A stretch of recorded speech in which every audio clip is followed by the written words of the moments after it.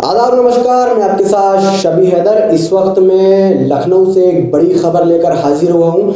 अल्लामा ज़मीर नकवी एक तहरीक की शक्ल में करप्शन के खिलाफ हमला बोल रहे हैं। लखनऊ के गुफरान माप में कब्र को लेकर अल्लामा ज़मीर नकवी का एक बयान सामने आया है। देखिए ये बयान। बिस्मिल्लाहिर्रहमानिर्रहीम। मैं अपने एक शेर से इस बयान का आगाज़ करता हूँ कि सच्चाइयाँ मुकीम थीं जिसकी पनाह में लाया गया है घेर के वो कत्लगाह में। हजरात, मैं इस वक्त माननीय उच्च न्यायालय से लेकर माननीय सर्वोच्च न्यायालय तक वक्फ की बदउनवानियों के खिलाफ एक आंदोलन छेड़े हुआ हूं।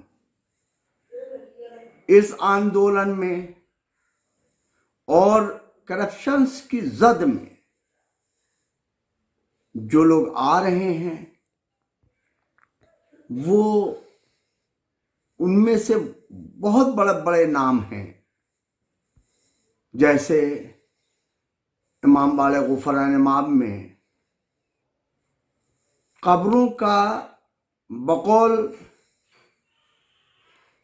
कल्बे सित्ता नूरी साहब के 3 लाख रुपया पर कब्र के लिए गए। इसके अलावा बिना बोर्ड के प्रस्ताव के और बिना एलडीए के परमिशन के सामरा हॉस्पिटल खड़ा कर दिया गया।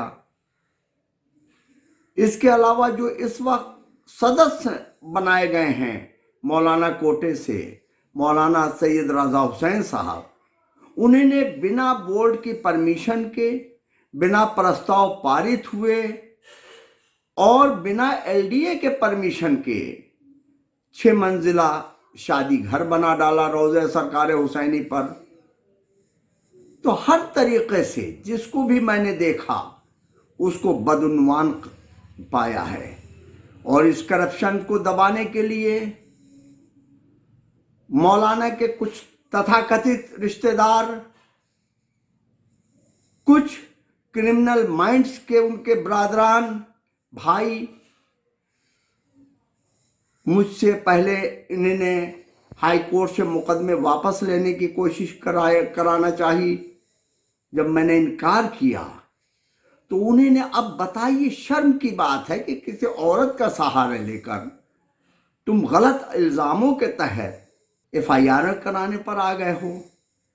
तो ये सोच लो गलत जगह आ रहे हो, क्योंकि सच्चाइयाँ जब सामने रहती हैं तो सच्चाइयों के आगे झूठ नहीं टिक पाता है, 1 सेकंड भी नहीं झूठ टिक पाता है। बताइए, ऐसी औरतों का सहारा आप ले रहे हैं जो खुद मुलजिम हैं, जिनके ऊपर खुद इल्ज़ाम हैं, जिनके ऊपर खुद एफआईआर हैं। आपको शर्म नहीं आती? नौशाद जब अपनी बेटी से और उसकी बेटी शबनूर जब आपके ऊपर आरोप लगा रही थी तो मैं ही खड़ा हुआ था आपके फेवर में प्रेस कॉन्फ्रेंस करने के लिए। मौलाए कायनात का कौल है कि जिसके साथ एहसान करो फिर उसके शर से बचो। तो ये अब मौला का कौल कैसे गलत साबित हो सकता है? तो मैं ये शर की शुरुआत आपकी समझ रहा हूं और इसका जवाब इंशाअल्लाह आपको कानून ही से मिलेगा। वजह क्या है भाई? आप किसी को दबा नहीं सकते। आप ये चाहते हैं कि जो मैं करप्शंस के खिलाफ, जो वक्फ बोर्ड के बदउनवानियों के खिलाफ मैं हाई कोर्ट से अपने मुकदमात वापस ले लूं, तो ये गलत है। ये दबाव बनाना आपका बिल्कुल गलत है। और रहा यानी काम कोई करे, कौम के नाम पर आप कौम को इकट्ठा करें, और जब यानी दीनी मनसब की बात आए, जब वक्फ बोर्ड के चेयरमैन की बात आए, तो आप बहनोई को कभी चेयरमैन बना दें, कभी दामाद को चेयरमैन बना दें। और जो लोग आपके साथ 40-42 बरस से लगे हुए हैं, आपके लिए जी जान कोशिश कर रहे थे, मौलाना कल्बे जवाद साहब ने उनकी तरफ मुड़ के नहीं देखा है। ये कैसा आपका किरदार है, या आपके लोगों का कैसा किरदार है? क्या शमील शमसी वगैरह इसी किरदार के तहत और इसी परवान के तहत चल रहे हैं? यानी सिर्फ सरकार को लूटना और सरकार को बेवकूफ बनाना और सरकार को कौम के नाम पर ब्लैकमेल करना आता है?